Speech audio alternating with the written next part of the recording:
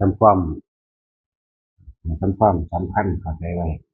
ทุกอย่างเกิดจากความคิดเด้อทุกอย่างเกิดจากจิตทุกอย่างเกิดจากความคิดนี่แหละเฮาภาษาเฮาเด้อจากจิตสู่จิตทุกคนในดวงจิตในความคิดของแต่ละคนนี่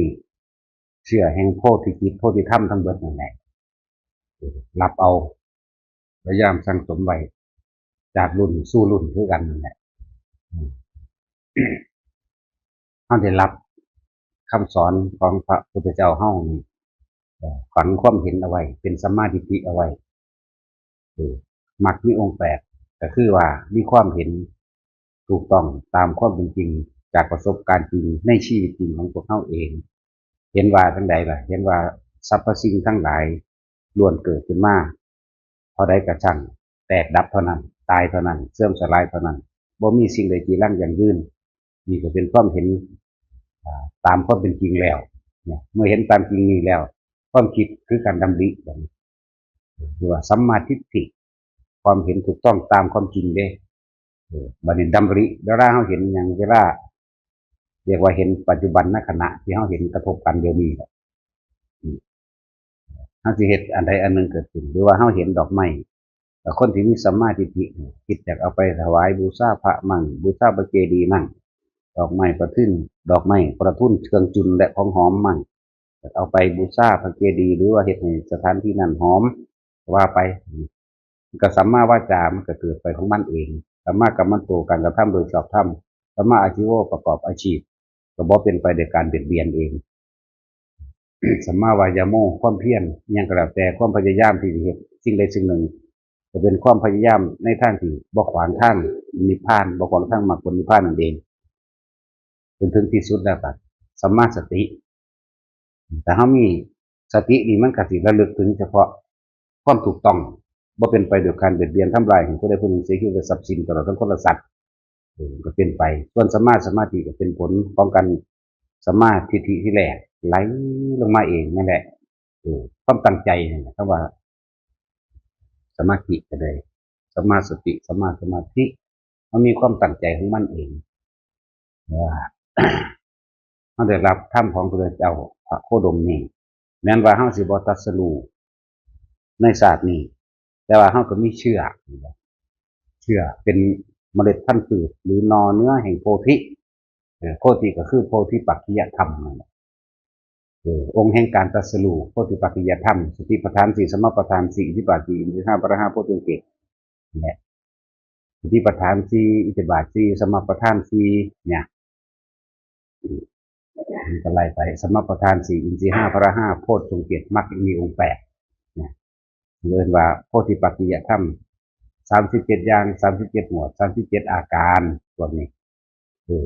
ถ้ามีได้เชื่อนอโพธิอันใดหนึ่งเข้าไปในความคิดของเฮาแล้วฝังใจในของเฮาแล้วหรือว่าเฮาไปเกิดในศาสนาของพระพุทธเจ้าองค์หนึ่งแค่ได้ยินสำเนียงธรรมนิดหน่อยมันก็แตกแขนงขึ้นมาเองดอกจังว่าอย่าประมาทในการฟังธรรมการท่องจำสุตตะเคยะวยากรณะเนี่ยอิติพุตตกะอับเวทัลละพวกนี้การฟังธรรมและจดจำได้ดีรู้แจ้งขึ้นตลอดโดยความเห็นเมื่อค่อยคำสอนของพระพุทธเจ้าแม้นคือว่าท่านเห็นใดกับฉันแต่ว่าเมื่อเฮารู้แจ้งโดยการได้ยินได้ฟังแล้วท่องจำผู้ที่ท่องจำกับฉันบ่ต้องจำแต่ว่าได้เนื้อหาของมันกับฉันมันสิอยู่ในความทรงจำของเฮาเองมันทรงจำว่าไปเกิดกับพระศาสนาพุทธเจ้าองค์ใดองค์หนึ่งความทรงจำถ้อยคำอันใดอันหนึ่งเท่านี้ยินได้ฟังไว้อย่างเช่นอนิจจังทุกขังอนัตตาที่สิมันก็สิเกิดเครื่องฟู่ขึ้นมาทันทีเลยเปรียบเสมือนดวงว่าคนไหนของที่คว่ำอยู่ไหนขึ้นนั่นแหละมันก็รับประสัทธรรมต่อไปจังว่าถ้าคนบ่เอาการได้ยินได้ฟังนั้นการท่องจำนั้นบ่ไปดูถูกผู้อื่นเด้นี่มีมานะทิฏฐิอันหนึ่งเด้อคือว่า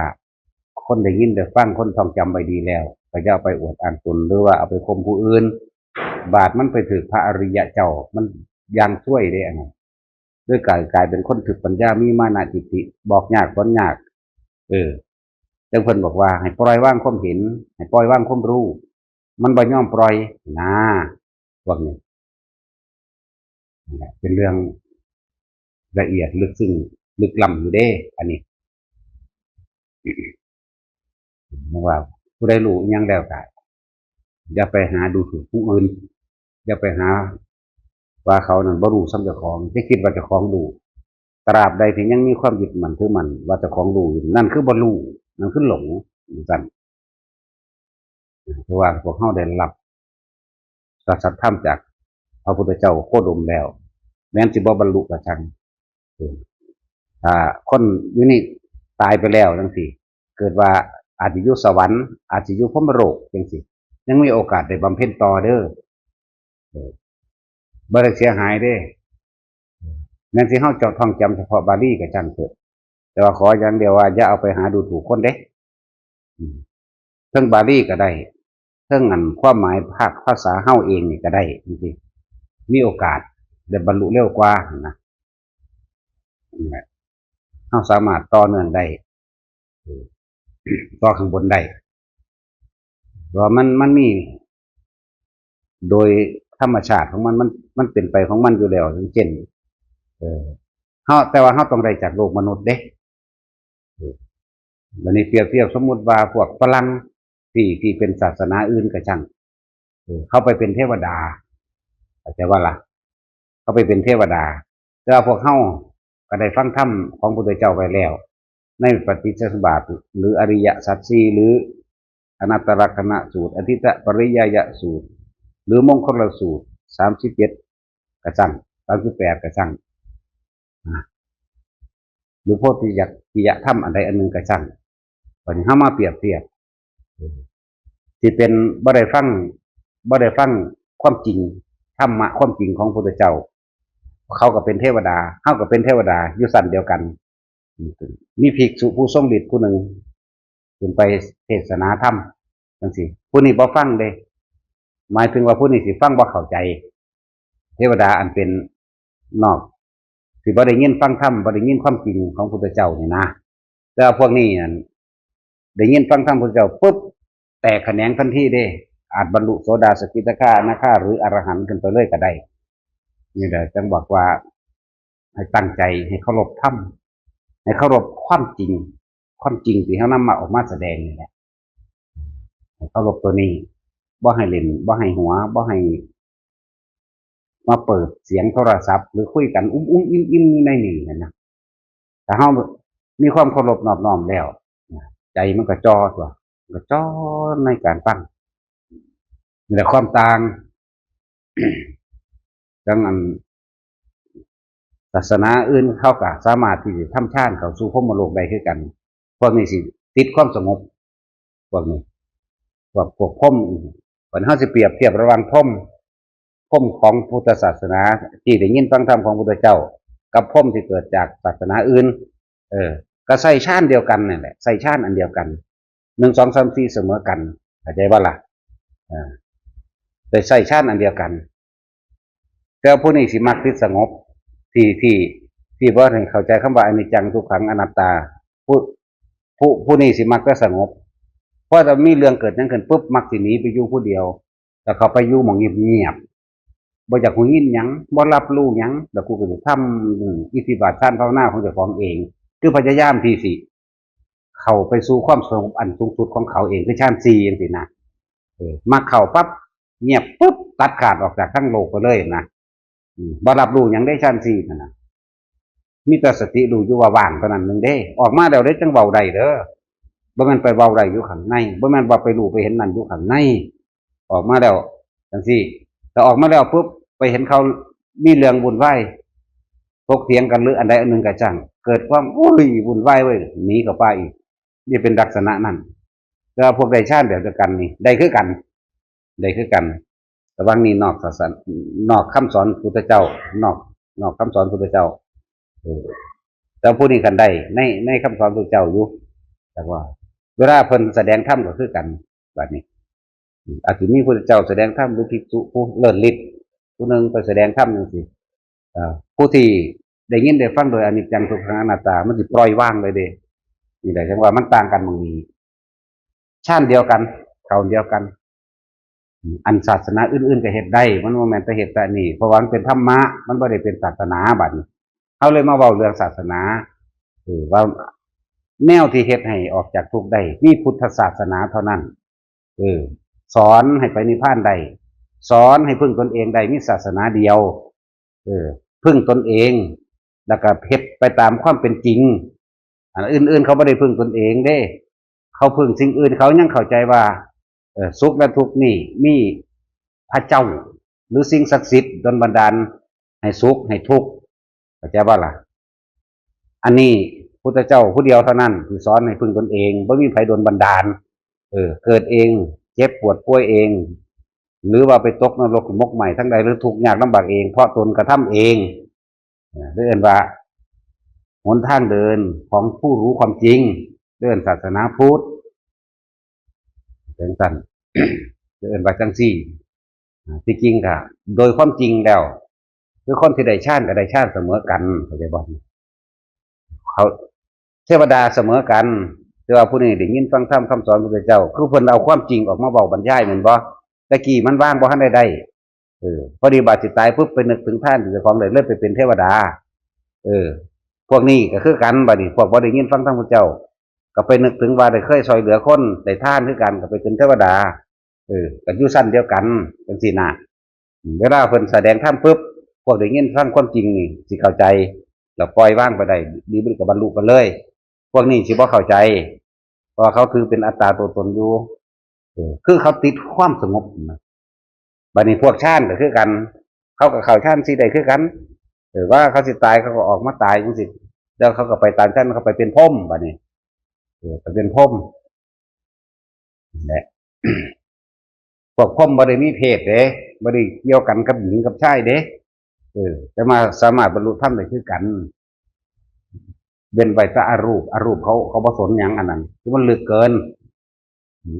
นบ่รับอันนั้นพวกรูปประพรหมยังรับอยู่นี่แหละแต่เพิ่นแสดงธรรมเพิ่นก็บรรลุข้างบนได้เลยว่าพวกที่พวกเฮาเฮ็ดกันอยู่เดี๋ยวนี้เฮาลองรับไว้เพื่อตกข้างชาติที่เฮาเคยได้มั่งไม่ได้มั่งก็ช่างมันเถอะมันทั้งสิซอยหนุนขึ้นให้ที่สุดถึงได้ดอกแต่อีกอย่างหนึ่งเฮาก็ได้ฟังธรรมแบบนี้อยู่ตลอดมีแต่ความจริงมาเว้าเด้บ่ได้เอาความจินตนาการดลเดาบ่ได้คาดคะเนเอาเด้อันเว้าอยู่ซุมื้อบ่คาดคะเนจักอย่างเด้เว้าเรื่องนรกก็ตกมาแล้วอีหลีแม่นบ่ตกก็ไปเห็นมาแต่ว่าความจริงคือตกมาแล้วเป็นมาแล้วลงไปมกใหม่มาแล้วถึงสั้นก็เลยว่าเฮาบ่ได้เอาการคาดคะเนมาเว้าสวรรค์จังซี่เฮาก็เป็นเองเฮาก็ไปเองคุยกับเขาเองจังซี่นะเพราะมโรคมันนั่นมันได้สามารถได้เบิดนั่นแหละภาษาของสำนักของหยาบๆจักว่าว่างระดับจิตไปแม้นบ่อยากฮู้บ่อยากเห็นมันก็ฮู้มันก็เห็นมันก็เป็นไปแต่ขึ้นอยู่กับการฝึกไปสำของหยาบๆผีสางนางไม้เทวดาลูกเทวดาภูมิเทวดานี่โอ้ยหยาบๆนึงดอกอยู่ในชั้นที่2นี่ก็ได้ล่ะจักบ่ล่ะว่าต้องเป็น3เป็น4เป็นหยังไงล่ะถ้าละเอียดขึ้นไปก็จังไป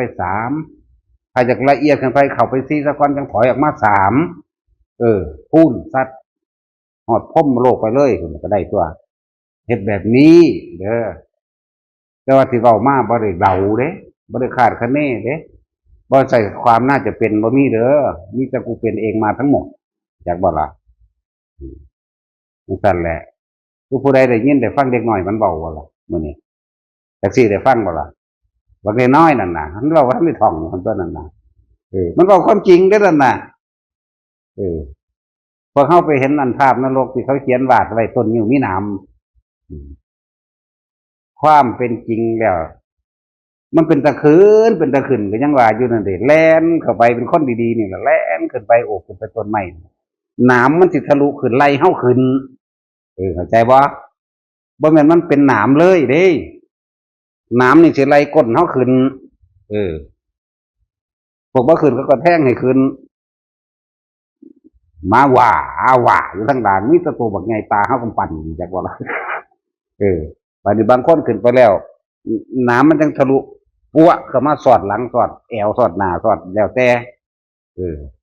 บัดนี้ทั้งมันทั้งย่านน้ำตัวนี้ทั้งย่านน้ำก็ขึ้นไปเนาะ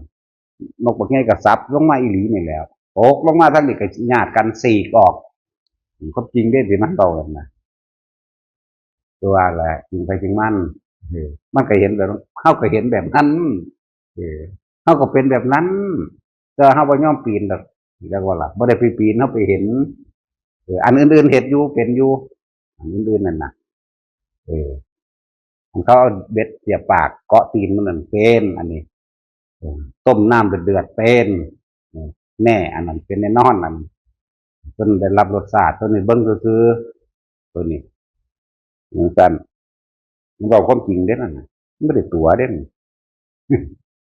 แต่ว่าขึ้นสูงกว่านั้นบ่ได้ก็คือนั่นแหละมันก็เห็นแบบนั้นก็ยังก้อนหินไหลทับลุ่มกันบ่เขาก็เคยเว้าอยู่ตัวเห็นว่าล่ะมันว่าแม่นก้อนให้น้อยเด้คนคือหมดนี่นึงเด้เป็นสไลด์ล้านๆเด้มันน้อยๆได้เสียงแซ่วๆอย่างนั้นเสียงคือทั้งฝ่าพาจากรแตกไปเยอะลงมาขาผมบ่ามเกิดความหวาดวันคันคามสั้นสยดสยองแลนนี่จักมันบ่มีหม่องแล้วบ่มีจุดหมายว่าสิแลนไปพุ่นเด้แต่ว่ามันย่านแล้วมันแลนสวนกันไปตามกันมานี่นะจริงลุ่มบดไปเลยเด้พวกมันธรรมดาว่ะเห็นบอกมันว่ากระทะมันบ่ได้ว่าเป็นกระทะเด้มันเป็นภาษาว่ากระทะซื่อๆเด้มันบ่เป็นกระทะมันว่ามันเป็นใหญ่ๆเห็นความมันเบิดเลยเขาจะฮู้ว่ากรรมอีหยังมีต่างหากมันเว้าตามที่มันเห็นแต่ว่ามันบ่ฮู้ว่าเฮ็ดกรรมอีหยังอกุศลกรรมอีหยังคือมาเป็นแบบนี้มันบ่ฮู้นั่นเป็นจังซั่นยังพวกเราจังซี่นะเขาก็คมข้อลงน้ำเห็นบ่มันเว้ากับแม่นพวกมันนั่นแหละเขาเอาขวานซับหัวนะเพราะท่านสิว่ามึงผู้ใดมากูจะเอาอีปิกซับรู้จักอีปิกบ่นั่นเด้หัวขาวชมพูบ่แม่นปิกนั่นเด้อแนวเขาขุดหินนั่นน่ะมันบ่มีดอกอยู่พุ่นนั่นน่ะแต่ว่ามันนิรมิตได้ทั้งเบิดนั่นแหละยังก็ดีขวานซับมั่งหอกแท่งมั่งนี่เบิดพวกเก็บหินเก็บกินดินเข้าใจว่ามันเป็นเพชรเก่งแก้วเด้นั่นแต่ว่าล่ะแลนเก็บไผเก็บมันเด้เพราะแต่บางคนก็เก็บใส่ปากมันก็ห้อนใหม่ปากลงไปบางคนก็แค่มือสะบัดออกเด้เก็บจังสั่นจังสั่นบางคนก็กินข้าวก็ตายหรอกลวกใหม่ในท้องก็ดิ้นทวดล่ะบ้านหน่อยเด้กูได้เคยขัวแม่งกินนู่นเป็นแบบนั้นแบบคือขัวแม่งกินนู่นเนี่ยหลายขนาดนั้นเด้ที่เพิ่นใบแออัดเยียดดูดังข้าวสารในกระสอบแมนเบิดเด้อแมนแบบนั้นเลยแบบนั้นละหลายอย่างพวกแลนเก็บกินก้อนหินก้อนดินน่ะพวกสีโกงจักว่าล่ะพวกเอาเปรียบพวกนี้เอาเปรียบส่วนมากกับพวกกันข้าราชการนักการเมืองลักษณะนั้นพวกนักการเมืองถ้ามันเก่งโลดถ้ามันรวยโลดคือรวยสำใดวะเนาะมึงรวยโลดมึงคือรวยสำใดกูบ่ได้กูบ่มีหยังกูสบายครับเป็นคนจริงบัดนั่นแหละเห็นเบามากมันยังเห็นหน่อยอยู่ด้วยของเฮาบ่ได้แม่นจังซั่นมันหลายกว่ามันเห็นแล้วเฮาก็ลงเอาเอง28เฮาลงแล้วนะหมายถึง28หม่องที่ทรมาน28หม่องปัจจุบันหลุมเดี๋ยวก็สิเถียงกัน28ขุมแต่ว่า8ขุมเองนะก็ว่าอีกแหละมึงรู้จักว่ามันเป็นบริวารทั้งเบิดนี่แต่ละสั่นโลลวะนรกนี่ก็มีบริวารในความหนักความเบาออกมา 2,000เหมือนบ่ล่ะตาป่านรกจังซี่มีบริวารออกมาอย่างละ 2,000เด้สังฆาตานรกจังซี่มีบริวาร 2,000โรกิยะอย่างละ 2,000พวกอันราเวตรณีมันนี่บริวารมันเด่น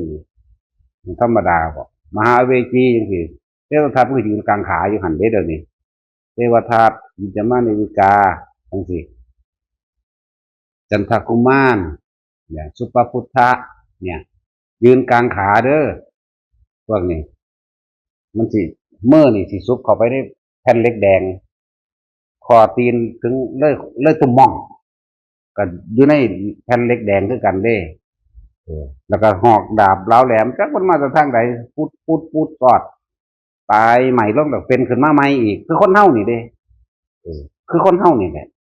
เจ้าว่าซ้ำเขาเอาเล็กซี่เผาไฟแดงๆแท่งเจ้าของเองยังบ่ได้เศษเจียวตัวนั้นเด้อ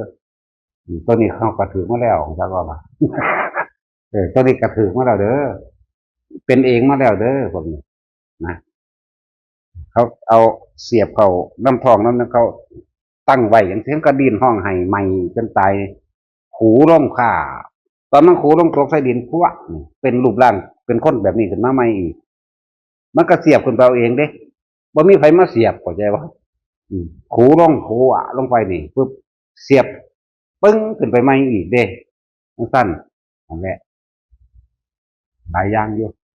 ผมว่าตกมา28เนาะ28หม่องทรมานนะต้มปลาดิบ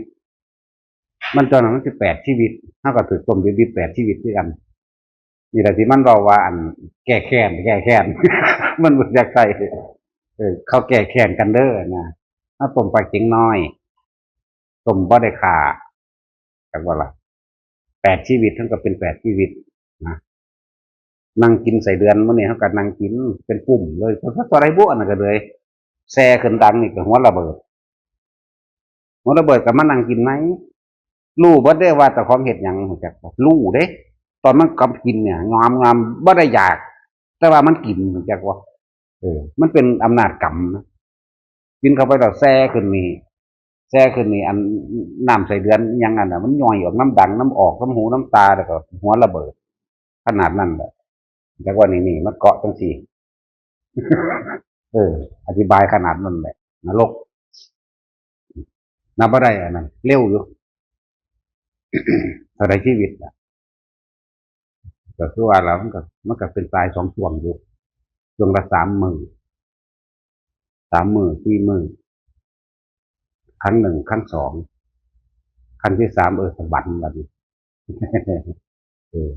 ครั้งที่4สบายจักว่าล่ะเราหวยเลยใช่ร้อยเล่นได้แต่จังบอกว่าเฮาบ่ได้วาดบ้านคันข้ามก็ไผเด้สิมาทวงเฮาว่าก็เฮาเป็นเองไหมแม่นบ่ล่ะเฮาบ่ได้เอามาจากตำรามาคาดคะเนเอาเด้ก็เลยบักน้อยๆที่มันเว้านั่นน่ะมันก็เว้าอีหลีเด้นั่นน่ะมันก็ยังอยากหัวอยู่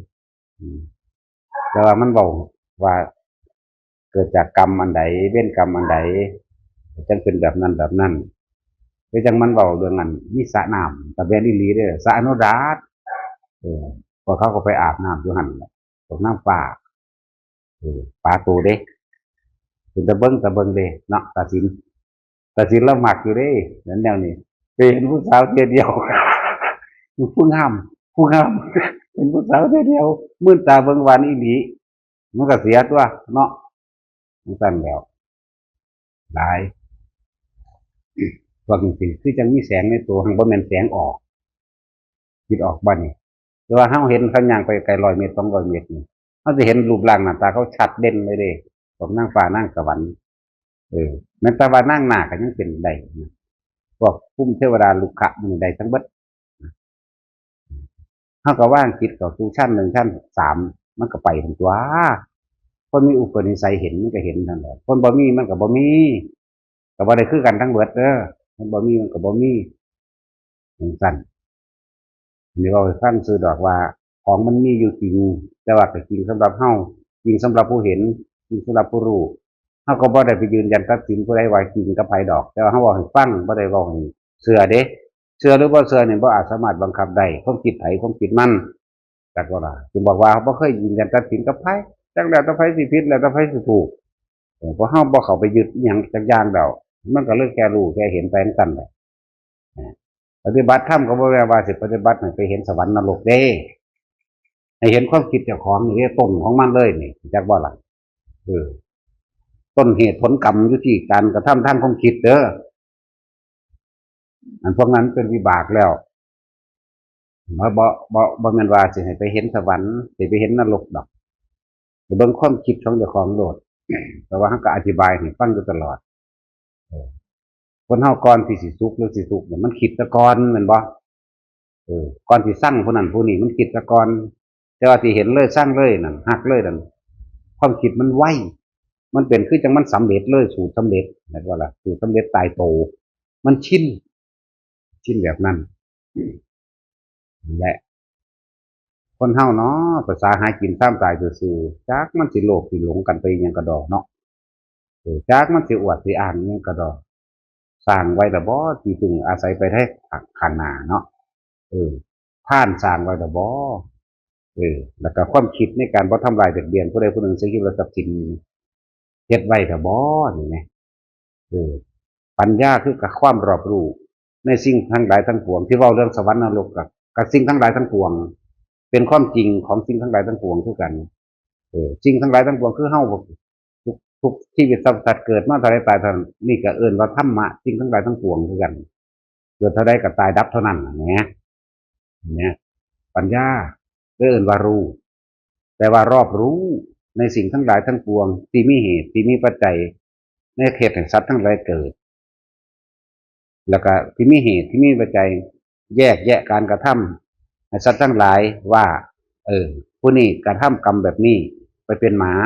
คิดแบบนี้ไปเป็นหมาคิดแบบนั้นเป็นง่วไปเป็นควายไปตกนรกไปโอปาติกะอุบัติขึ้นในนรกเลยไปเป็นเปรตเป็นโอปาติกะแบบนั้นเลยคิดแบบนี้มีคิดแบบนี้มีความรู้สึกแบบนี้เด้นี่นะคำว่าปัญญาก็ดีรอบรู้ในความรอบรู้ในเหตุในปัจจัยทั้งหลายอันเป็นเครื่องหนุนน่วงให้เกิดขึ้นแต่ว่าล่ะให้เกิดขึ้น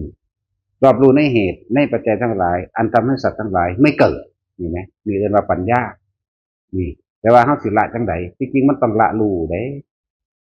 เด้อละตัวใดเอาละตัวคิดอยู่ได้อสังขะไม่คิดปรุงแต่งในสิ่งทั้งหลายทั้งปวงที่มีอยู่ในบัดนี้นั่นแหละปล่อยว่างไม่คิดปรุงแต่งเด้บ่คิดปรุงแต่งให้มันเป็นไปดังที่เฮาอยากให้มันเป็นตามอารมณ์ความรู้สึกที่อยากให้เป็นแต่ว่าล่ะเอิ้นว่าอสังขตธรรม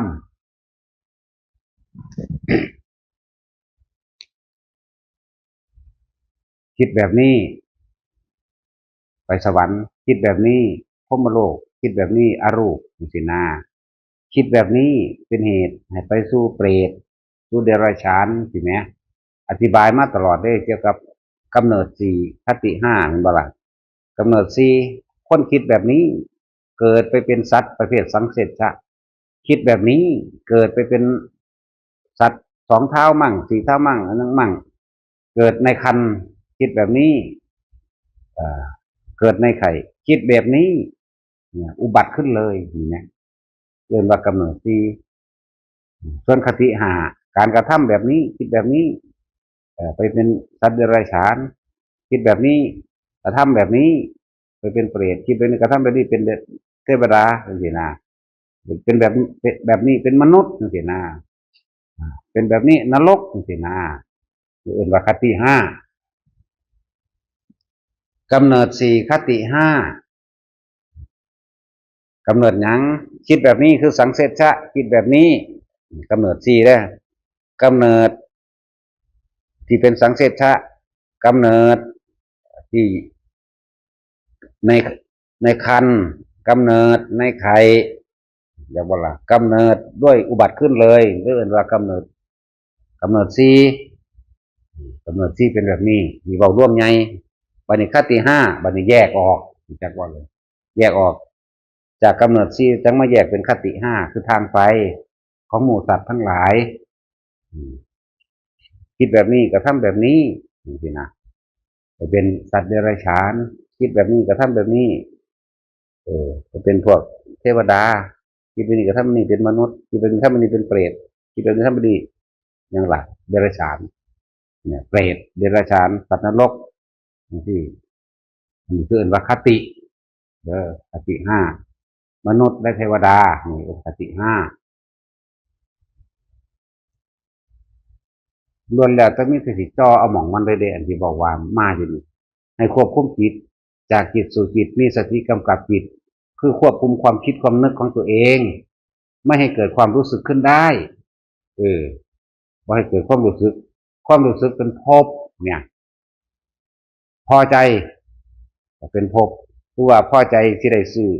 ได้หน้าพอใจที่ได้รถพอใจที่ได้ท่องพอใจที่ได้สิ่งใดสิ่งหนึ่งที่ได้ดังใจดีใจคุยหลงคิดอึมครึมอยู่ในใจเจ้าของดีใจนี่ไหมนี่ไหมก็รู้สึกลักษณะนี่ไหมเออมันสิไปทางอันเดรัจฉานไหมหลงไหมมีความโลภบันคิดอยากได้จังสันจังสี่หน้านี่นาเออแบบนั้นแบบนี้อยู่ผู้เดียวนั่นแหละจะตายซะไปเป็นเปรตแหละเดรัจฉานเปรตแต่คิดเราถึงโกรธเกลียดบุคคลผู้ใดผู้หนึ่งนรกเลยมันบ่หลายจังซี่ขนาดแยกให้เบิ่งเลยบัดนี้บ่อยากเป็นอีหยังเลยนั่นแหละแค่ควบคุมความคิดบ่ให้คิดนี่นะเนาะควบคุมความคิดบ่ให้คิดมันควบคุมยากเลยเนาะฉะนั้นวิธีควบคุมเกาะลมไว้จับลมเข้าจับลมออกเลยพวกเจ้าสิทำบาปทำกรรมมาเพียงใดก็ช่างปล่อยจะไปคิดถึงมันนี่ไหมตัวคิดตัวความคิดนะฆ่าคนมาเท่าไรล้านก็สร้างแมงตัวมันก็แล้วไปแล้วเนี่ยเนาะเฮ็ดหยังมากก็สร้างหัวของตัวควบคุมความคิดพยายามเกาะลมไปเรื่อยสั้นเอาจนว่ามันชินนั่นแหละเดี๋ยวมันก็ว่างความคิดได้เองดอกเดี๋ยวมันสิรู้ไปซื่อๆของมันเองเพราะว่าแต่ละมื้อเขาเน้นอยู่มองนี้มันเด้เน้นว่าเกิดอย่างเดียวเด้เน้นว่าเกิดบางเดียวจะเฮ็ดหยังมาผิดก็สร้างแต่ว่าเว้นไว้ซะก่อนเดี๋ยวมีคนสิเถียงกูเว้นอันเน้นตรียกรรมควบบ่ได้มันเป็นถ้ำที่อีหยังที่บีบให้เราร้อนกังวลตลอดอันนั้นตรียกรรมบีบสิทำความสงบบ่ได้ต้องหาแนวเฮ็ดพวกนี้สิทำความสงบแบบนี้บ่ได้ต้องหาอันใดหนึ่งมาเป็นเครื่องเฮ็ดเครื่องอยู่นะหรือมันนั่งสมาธิให้เกิดความสงบบ่มีเด้ออันนั้นตรียกรรมเด้อเป็นไปบ่ได้นะนอกนั้นสามารถทำได้ขึ้นอยู่ความเพียรความพยายามของเจ้าของเองเด้อให้กำลังใจแต่ละคนพยายามคิดนึกดีเข้าไว้ตามธรรมดาแล้วการกระทำของคนหรือว่าโอกาสที่สิกระทำได้หรือปัญญาของคนมันบ่เสมอกันนะบางคนแต่เห็นดอกไม้ของหอมก็คิดนึกว่าจะเอาไปบูชาพุทธธรรมสงฆ์บูชาล้านพระเจดีย์นั่นก็ว่าไปเด้อได้ยินเสียงเขาสวดมนต์ภาวนายินเสียงเขาสวดมนต์หรือว่าเปล่าร้องเกี่ยวกับการทำบุญทำทานก็สาธุไปน้ำเขาเด้อตาหูจมูกได้กลิ่นอาหารได้กลิ่นดอกไม้ยังก็แล้วแต่ถ้าได้กินอาหารนี่อยากให้พ่อให้แม่กูได้กินเด้อยากเอาไปให้คนทุกข์คนยากได้กินได้อยากเอาไปถวายสงฆ์ได้ก็ว่าไปเด้อคือพยายามคิดไปทางที่ดีเนี่ยเอาให้กำลังใจว่าเฮ็ดได้แค่ใดก็เฮ็ดเอาแค่นั้นคือจะกระโดดข้ามคันค่อยๆเป็นไปเอาการบูชาบวงสรวงการบูชาโดยดอกไม้ของหอมก็เป็นการบูชาอย่างหนึ่งคือกันนั่นแหละค่อยๆสืบขั้นไปถึงแม้คำเว้าเพิ่นว่าสิบอกว่าปฏิบัติบูชาน่ะมันก็ร่วมอยู่ในปฏิบัติบูชาคือกันในปานใดก็เห็นเอาดอกไม้บูชาอยู่เด้อล่ะเนาะขนาดพระอรหันต์ก็ยังคือดอกไม้อยู่นี่แม่แม่นบ่สั่นก็ยังสั่นเลยมันก็เป็นส่วนหนึ่งในการบูชาอยู่ให้กำลังใจแต่ละคนแล้วที่เคยทำบาปทำกรรมทำผิดมามากเพียงใดหรือว่าฆ่าสัตว์อยู่ก็ช่างนะแม้ปัจจุบันเนี่ยด้วยความจนด้วยความยากหรือบางอย่างกรรมมันเฮ็ดให้กระทำซึ่งกันและกันมันให้ผลซึ่งกันและกันบัดนี้อย่าไปคิดยากเด้อไผก็ดีเวลาใดที่เฮาสามารถที่สิรู้ลมหายใจได้นะรู้ลมเข้ารู้ลมออกได้อาการปิติเกิดเวลานั้นศีลเกิดขึ้นแล้วบริสุทธิ์ด้วยศีลนี่บริสุทธิ์เลยในขณะนั้นเฮาสิบ่มีความคิดในความอยากได้เบียดเบียนผู้ใดผู้หนึ่งเสียชีวิตทรัพย์สินเลย เออมันแน่นิ่งแล้วเริ่มเป็นศีลบริสุทธิ์ช่วงที่มันได้เหตุก็แต่ช่วงมันได้เหตุอยากตัดความคิดที่บ่ดีบริกรรมพุทโธไปก็ได้ธัมโมสังโฆก็ได้นะมะพะทะก็ได้สัมมาอรหังก็ได้เฮ็ดเป็นโลดแต่ว่ามีคนแย่งมาตลอดแย่งแนวนี้แย่งแค่นั้นมันก็ยังอยู่เฮือนมันก็ขามันคือเก่าแต่ว่ามันแย่งมันก็เฮ็ดบ่ได้ดอกบักมันแย่งแม่นบ่ล่ะถ้าหรือว่าถ้ามันมีแนวดีก็นี่ที่แนะนำเขาตัวเองก็ออกมาแนะนำเด้บ่แม่นมาแย่งเด้มีเขาแนะนำสิ่งดีคนเลวมันสิเป็นคนดีบ่ได้บ่ตัวเองนั่นน่ะแต่ว่ามีอันใดมันดีกว่าก็แนะนำเขาตัวเนาะเนี่ยเฮาให้กำลังใจบางคนก็มีอาชีพค้าขายเป็นโรงงานขาหมูเป็นโรงงานขาเป็ดเป็นโรงงานแม่นบ่จริงๆมันบ่ได้เฮ็ดดอกบ่มีผู้ใดอยากเฮ็ดแนวนี้แต่มันจำเป็นสวดอิติปิโสไปเลยก็ได้เฮ็ดไปนำพุทโธไปเลยก็ได้ไปนำสวดนะมัตถุพุทธนังนะมัตถุโพธิยาเฮ็ดไปเลยตัด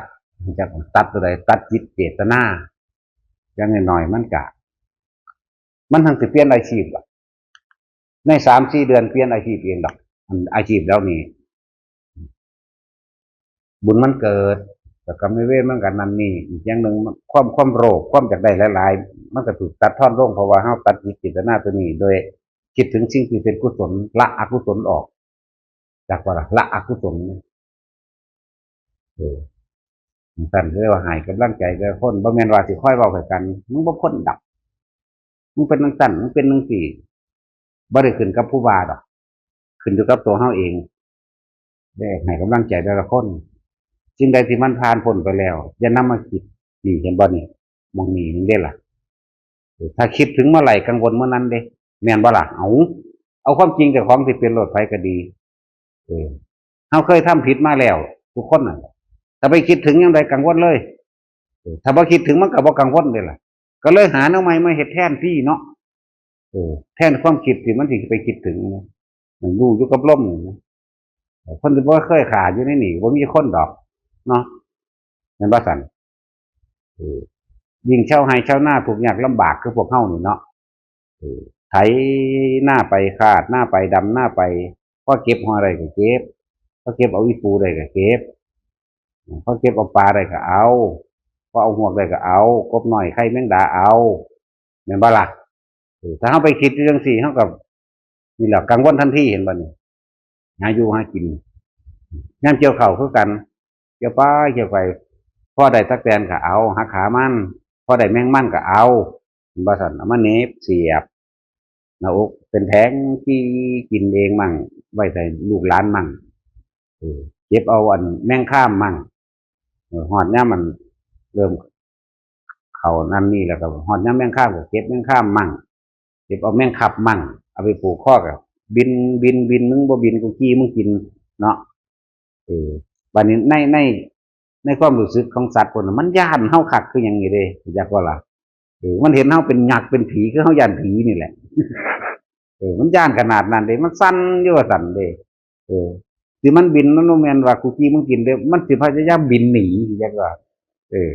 มันสั่นหลายอย่างถ้าเฮาคิดถึงตรงนี้สิเราร้อนกังวลตลอดนี่ก็บาปเป็นจังซี่แต่ว่าเราร้อนแปลว่ากังวลฮ้อนห้นในความรู้สึกเจ้าของเองบัดนี้สิ่งทั้งหลายเหล่านี้ที่ว่ามันผ่านมาแล้วบ่ต้องคิดนี่แหม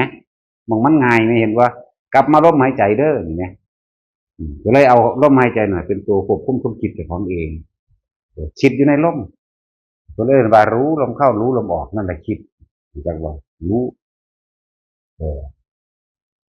คิดกับผู้รู้ก็เดียวกันนั่นแหละรู้ลมเข้ารู้ลมออกคิดอยู่กับลมเข้าคิดอยู่กับลมออกคิดไปคิดมามันก็บ่มีตัวบ่มีตนมันตัวเราให้กำลังใจสิเว้าให้มันละเอียดทั้งเบิดมันก็เว้าบ่ได้ดอกตั้งแต่ซ้ำนี้ก็ว่าละเอียดคักล่ะเนาะแม่นบ่ล่ะก็ยังบอกอยู่สิ่งที่เฮาเคยทำผิดมาคิดถึงปั๊บเราร้อนกังวลเลยบาปเลยแม่นบ่นั่นแหละอย่าบอกแต่ว่าบาปหลายแปลความรู้สึกของบาปออกมาให้ฟังโดดเด้นี่เข้าใจว่านี่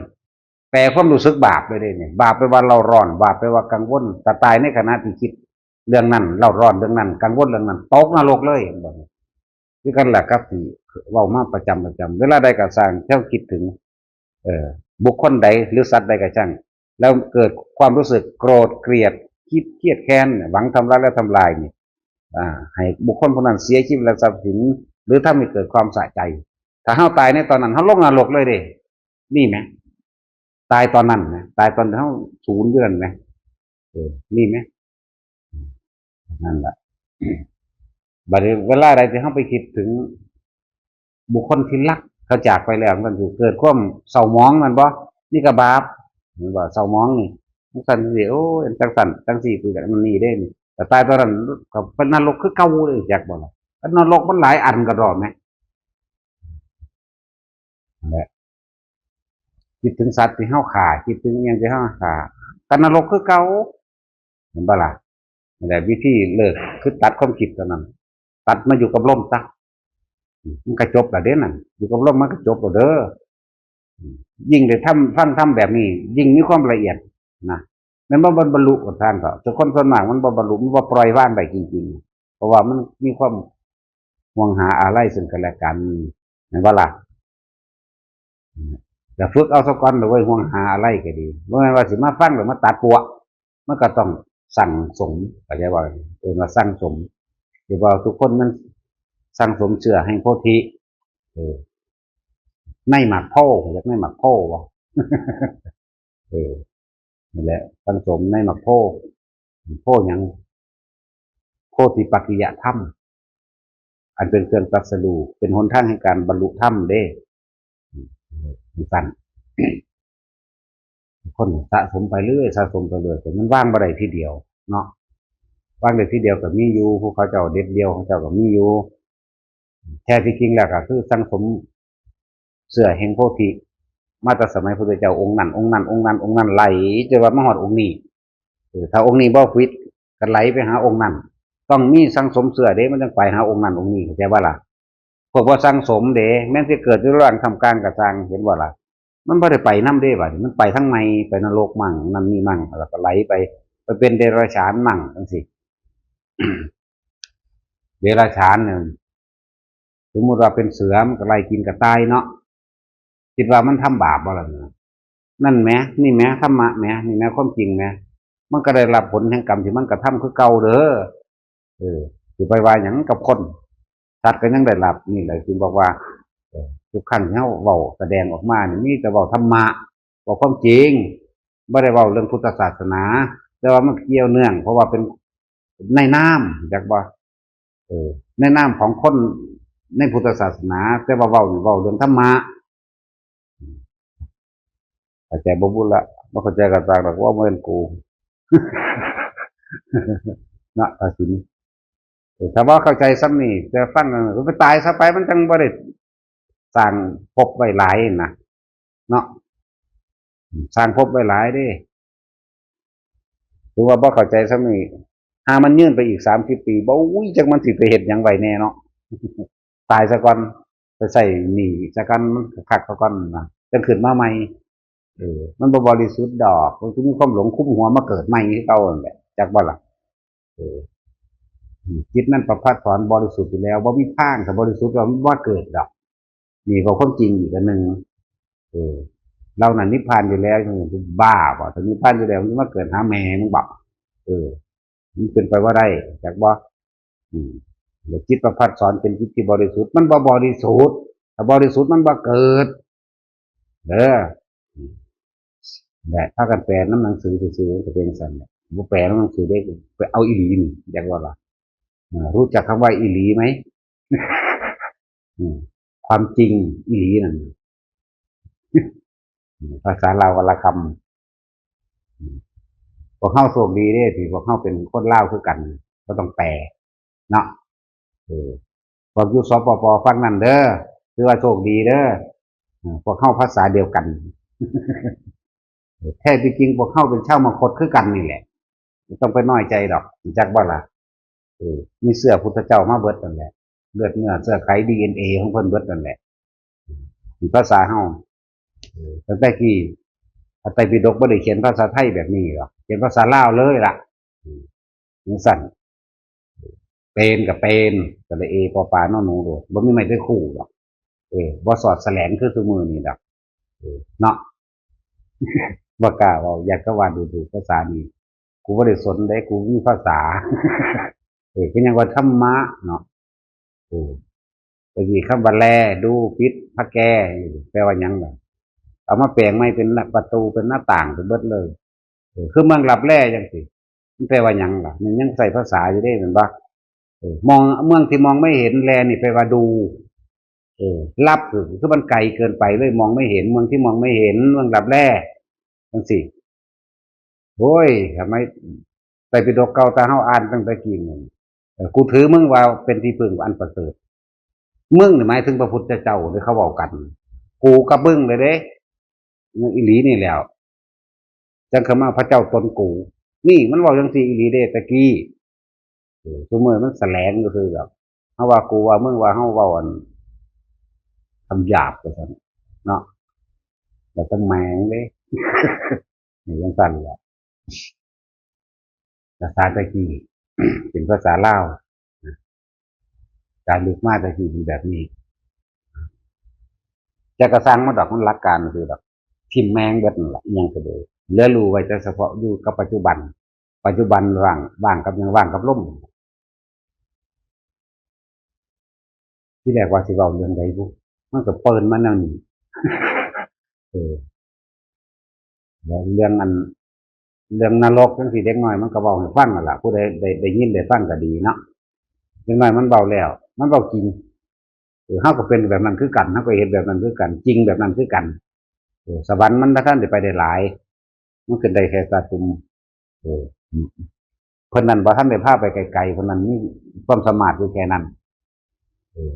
ปัญจสิกขรเทพบุตรไปเด้เขาอยู่แค่ตาตุ่มนี่แหละมีความสามารถแค่นั้นไปสูงกว่านั้นบ่ได้บ้านระดับจิตบ่ถึงต้องเข้าสู่อุปจาระความนี้ถึงจะเป็นไปได้ต้องขึ้นไปเท่านั้นได้ไปพรหมโลกกับว่างจิตก็ไปสู่ชั้นลำดับที่3บ่แม่น4ลำดับ3อยู่กันมาเว้าสรุปให้แต่ละคนที่จริงน่ะมันบ่ได้ยากดอกคำว่านิพพานแต่ว่าเฮาพยายามอยู่กับตัวเองให้ได้เป็นผู้มีสติรู้อยู่ในความรู้สึกแห่งตนโดยอาศัยลมหายใจก็เป็นความรู้สึกในกายแห่งตนอีกอันหนึ่งเรียกว่ากายในกายอันหนึ่งคือลมหายใจอันนี้พบกระดับแล้วต่อมามีอาการปิติเกิดขึ้นเป็นเวทนาในเวทนามีความรู้สึกอยู่ในเวทนาอันเป็นเวทนาในเวทนาแห่งกายอันหนึ่งอันนี้ก็พบเกิดว่าได้แล้วคำว่าจิตในจิตก็คือสติกำกับจิตควบคุมความคิดเอาความคิดนี่ไว้ในลมหายใจมั่งเอาความคิดนี่ความรู้สึกนี่ไว้กับอุณาโลมมั่งแค่นี้นั่นแหละผมเลยว่ามีสติปัฏฐานสี่ก็ท่านเรียกว่าสติปัฏฐานคือปักหลักอย่างมั่นคงในสี่เหตุที่ฐานนี้อยู่ในลมมั่งอยู่ในความรู้สึกมั่งนี่คำว่าจิตในจิตก็คือมันควบคุมของมันบนนั่นแหละมันบ่ได้เป็นไปตามลำดับหรอกเด้อทุกอย่างก็ใจเป็นไงใจเป็นประธานจิตนั่นแหละเป็นตัวควบคุมก็เลยทั้งเบิดเฮาสิเอาขึ้นว่าจิตคือความคิดนี่ความคิดแล้วก็ลมเข้าออกแล้วก็เวทนานี่ก็ได้แล้วก็เห็นธรรมในธรรมคือสิ่งทั้งหลายทั้งปวงนั่นเองแน่กันมันควบคุมทั้งเบิดอยู่แล้วจิตได้ควบคุมกายเนาะเงินกายควบคุมจิตได้แต่คนมันหลงไหลในกายเรียกว่าของกูเจ็บได้ปวดเป็นน้ำมันเลยบอกจากวิธีรักษามันเลยจมได้ด่ามันอย่างไรกัน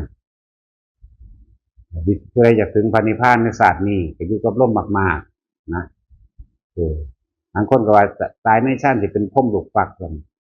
นบ่เคยเป็นพ่มจากว่าคนบ่เคยเห็นพ่มมันก็เลยเบาไปจังสั่นแหละลูกฟักมันคือไม่เอาฟักมุนๆเท่านั้นแล้วเนาะพวกกันอ่านมาเลยดังนั้นทุกคนน่ะเอาประสบการณ์ของตัวเองใครควรถือหน้าในความรู้สึกนึกคิดของตัวเองเอาตัวเองทดลองตัวเองเด้อจะไปเสื้อไผง่ายๆไหม ตอนนี้อยู่ในลมหายใจกูเป็นทุกข์หรือกูเป็นสุขมันบ่สุขมันบ่ทุกข์นี่หว่าก็คิดเอาตัวคิดคิดโดยเหตุผลของเจ้าของเองนะหาเหตุผลคือว่าถ้ากูออกจากลมหายใจย่ำใดนี่ความคิดกูไปหาบุคคลผู้อื่นย่ำใดนี่กูสิห่วงเขาโลดกูสิสั่งเขาโลดนะหักเขาโลดสั่งเขาโลดนี่ไหมก็เบิ่งนั่นนี่ตัวนั่นเวลาใดออกจากความรู้สึกแห่งกายนี่อย่างที่ก็หักเขาโลดสั่งผู้นั้นผู้นี้โลดมีเบิดเห็นบ่ล่ะก็เอาตัวเองตัวเพียงหน้าตัวเองเอาความจริงนี่เด้มาเบิ่งความจริงตัวเองบ่แม่นไปเอาผู้อื่นเว้าเด้บ่ได้เชื่อไผง่ายๆแม้กระทั่งพุทธเจ้าเฮายังบ่เชื่อเด้อแต่เชื่อมันบ่เป็นจังซี่ดอกถ้าเชื่อมันบ่บวชดอกพวกเชื่อนั่นมันบ่บวชจักว่าอันนี้มันบ่เชื่อเด้จักบ่มันจังเป็นจังซี่เพราะว่าเฮาพิสูจน์ทดสอบทดลองเด้พิสูจน์ไปพิสูจน์มาอ้าวมันก็ไปเห็นของจริงจักว่าล่ะจะบ่เชื่อก็สร้างแล้วเนาะอันตัวนั้นแต่เจ้าของก็เห็นเป็นแบบนั้นใช่ไหมนั่นแหละบอกว่าบ่ได้เชื่อไปง่ายๆเฮาเฮ็ดเอาเองเฮ็ดก็เฮ็ดตามที่เพิ่นแนะนั่นแหละจักบ่ล่ะฟังไว้อ่านไว้เบิ่งกุยทดลองเบิ่งมันแม่นอยู่บ่อ่านพระไตรปิฎกเท่าใดฉบับอ่านเท่าใดรอบก็ยังเถียงอยู่ได้หั่นเพราะว่ามันบ่อาจสามารถพิสูจน์ความจริงได้ก็เลยเถียงอ่านอยู่4รอบ5รอบของสอนธรรมภักดีเถียงตลอดเพราะว่าอ่านแล้วก็คำนวณโดยความคิดนี่คำนวณละเอียดเข้าละเอียดเข้าแต่ว่าเถียงละเอียดเข้าละเอียดเข้าคือกันเด้แต่ว่าบ่อาจสามารถได้คำตอบโดยการคิดลงมืออีกต่างหากมันจังได้คำตอบครับมันเป็นความจริงได้บาดนี่อ้าวเป็นแบบนี้มีหว่านี่เรื่องว่าปฏิจจสมุปบาทเขาแตกฉานว่ามันก็เป็นเด็กน้อยจากบ่ล่ะกูได้อ่านปฐมโพธิกถาปฐมโพธิน่ะนั่นบ่ล่ะของอันพระใหญ่วชิรยานวโรรสนั่นน่ะนี่แหละพระเจ้าพิมพิสารจากบอกสมเด็จพระวชิรยานวโรรสศาสตร์สุดท้ายแล้วจบแล้วผู้นั้นนั่นแหละพระเจ้าพิมพิสารจากว่าเรามาล่อเอาบุคคลที่เราต้องล่อจากก่อนครูบาศรีวิชัยคือเขายังละลายอย่างแล้วก็มาแก้ให้แป๊บเดี๋ยวหายใส่กันนั่นครูบาศรีวิชัยก็ออกจากอธิกรณ์อธิการนั่นคนหนึ่งแหละจบไปตัวน่ะมันก็รู้ไปของมันเอาอย่างสั่นจังว่ามันจริงรู้จริงสร้างแล้วเนาะว่าให้ฟังก็คือได้นิดๆหน่อยๆฟังมันนี่พระเจ้าพิมพิสารที่นั่นแหละเป็นเด็จพระชิรานวโรรสนั่นแหละสุขุมสุภาพเรียบร้อยสวยงามทุกอย่างเลยนึกซึ้งที่คนแต่งขึ้นมามันเหมือนแต่งธรรมดาเด้คนก็เกิดสมัยนั้นวะมันก็ชื่อได้อย่างตัวว่ามันแต่งเดาๆเด้อที่ว่าสาวกแต่งใหม่แล้วเขาเกิดสมัยนั้นแต่ตัวเรากูก็เกิดว่าเราถือเบาไปเรื่อยวะสั้นๆแล้วพิสูจน์เอาให้ก็ดีแล้วถ้าจะพิสูจน์เห็นยังดับเนาะถ้าที่อยากรู้ไปยังดับรู้เราไปเกิดไม่เบาดีกว่าเนาะสู่รู้ในลมเขาลมออกบ่ได้สู่รู้ในอุณโลมเจ้าของเองบ่ได้ผู้ใดตายได้ในลมหายใจเขาออกให้แบบมันบ่ได้คิดถึงอย่างเลยฟังดีๆคนตายในลมหายใจมันบ่มีรูปร่างตัวตนบ่มีบุคคลสัตว์สิ่งของบ่มีรูปรสกลิ่นเสียงสัมผัสบ่มีอารมณ์เด้รู้ในเขาในลมเขาในตายยังได้ไม่รู้เรื่องสำเร็จมันไปเลยเด้ส่วนมันเป็นพุทธขึ้นอยู่อย่างต่ำๆอนาคามีดีบ่ดีก็ยุอรหันต์ตอนใจขาดเด้ขนาดนั้นแหละสิ่งที่เฮาเฮ็ดบอกให้เฮ็ดวิดีโอนี้นั่นละโอลัมภคิยะสังโยชน์5ละเลยเด้บ่แม่นธรรมดาเด้ละเลยนี่เป็นภาษาเว้าบัดนี้เอาภาษาลู่ซะภาษาลู่บัดนี้เฮาฟังธรรมมานี่เฮารู้จักเบิดล่ะสักกายทิฏฐิวิจิกิจฉาสีรพัตตุปามาสปฏิฆะกามราคะนี่เฮารู้จักแล้วล่ะรูปราคะอรูปราคะนี่เจตโตนี่จักว่าเจตโตนี่อันนี้เฮารู้แล้วความหมายรู้แล้วโดยภาษาบานี้ละจริงๆนี่คือบ่ต้องรู้หยังอยากบ่มีแต่ลมเข้ามีแต่ลมออกลมเข้าลมออกมีเท่านี้นี่ละเท่านี้นี่คือภาคความรู้สึกจริงๆมีแต่ลมเข้าลมออกอยากบ่ล่ะ แต่ตอนเขาตายเขาก็ตายล้มเขาล้มออกนั่นแหละเออเป็นจังสั่นที่มันออกมาก่อนดอกเห็นบ่ล่ะบ่ได้เก็บเด้ตอนนั้นเออตอนเข้าไปกลัวขึ้นมานั่นนะ มันบ่ได้เก็บเด้อเป็นจังสั่นเด้อยังบอกว่าทดสอบทดลองเป็นเอาเองมาเบิดแล้วยังเว้าเออให้จริงแตก15มื้อที่16จังพาจังสิเอ้า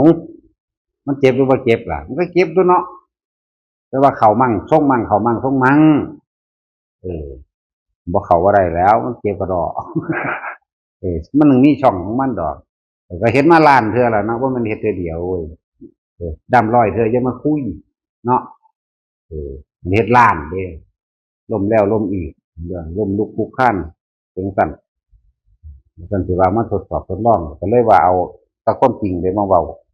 บ่ได้เว้าความเดาเอาเด้บ่ได้คาดคะเนเด้บ่ได้อ่านหนังสือมาให้ผู้ใดฟังเด้สิเอาความอ่านหนังสือมาให้ฟังก็คือต่างกับบ่มีผู้ใดฟังมันบ่รู้เรื่องเนาะแม่นบ่ซั่นบ่บาลีแหมบ่มาคดก็ชินกับบ่รู้จักหยังแล้วเนาะเบิดในนี่มีผู้ใดอ่านหนังสือพระไตรปิฎกจบอยู่บ่นี่เอ้าทำนายทักได้เลยว่าบ่จบจักคนอยู่ในนี่บ่มีเบิดฮอดหมู่นี่เนาะนี่ก็สิจบดอกแต่ว่ามีแต่อยากหูทิพย์ตาทิพย์มันมีแต่สิมีแต่มันสิเป็นบ้าก่อนทันทีมันบ่แม่นติจะบอกให้มีแต่ความคิดไปดอกต้องอยากได้หยังดอกได้บ่ได้ก็สร้างมันน่าภาษาจังซั่นเนาะจังว่าพยายามเอาเน้นย้ำทานก็อย่าอยากคนเฮาคนที่เกิดเวียนว่ายในโลกทั้งหลายเฮ็ดอีหยังก็แล้วแต่เฮ็ดหยังก็สร้างมีแต่ความหวังในผลประโยชน์ทั้งนั้นเลยที่บ่มีผลประโยชน์บ่มีจักคนที่ได้เฮ็ดแม่นบ่ซั่นบัดนี้เฮาลองตัดใจใหม่ทานก็บ่ต้องไปแลกของบ่ต้องไปอยากได้หยังนี่มันก็ดับทุกข์แล้วเด้มันบ่มีความกังวลบ่มีความเร่าร้อนเด้ศีลก็แค่ว่ามีความคิดว่าบ่จำเป็นต้องไปอยากทำลายให้ผู้ใดผู้หนึ่งสิ่งที่เป็นทรัพย์สินตลอดทั้งคนตัดนี่มันก็ดับทุกข์แล้วเด้บัดนี้การมาทำสมาธิหรือว่าตั้งใจมั่นคงก็บ่จำเป็นต้องไปอยากสงบนะบ่ต้องไปอยากสงบบ่ต้องไปอยากหยังเลยทั้งสิ้นแม่นบ่ล่ะแค่นี้นึงเด้บัดนี้แค่รู้อยู่กับลมแค่รู้อยู่กับลมมั่งอยู่กับอุณาโลมมั่งแค่นี้มันก็ดับแล้วมันก็จบแล้วเด้ความคิดมันบ่ไปแหมนี่แหมมันดับอยู่หม้องนี้นึงเด้มันก็เป็นนิพพานชั่วขณะไปตัวจะทำให้บ่อยทำให้มากมันก็ต่อเนื่องกันเองหรอกจักว่าล่ะบ่ทันได้ว่าอรหันต์ได้ว่านิพพานชั่วขณะเวลาใดที่เฮาคิดไม่อยากได้ไม่อยากดีไม่อยากมีไม่อยากเป็นบ่อยากใดทั้งสิ้นความคิดก็มีเป็นธรรมดาแต่ว่าเป็นในความคิดที่บ่มีความอยากได้ดีมีเป็นบ่มีเลยจักว่านี่แหมมันดับอยู่แค่นี้นึงเลยทานก็บ่อยากได้หยังศีลก็บ่ไปคิดทำลายภาวนาก็บ่อยากสงบแค่นี้นึงเด้เอาล่ะสมาทาน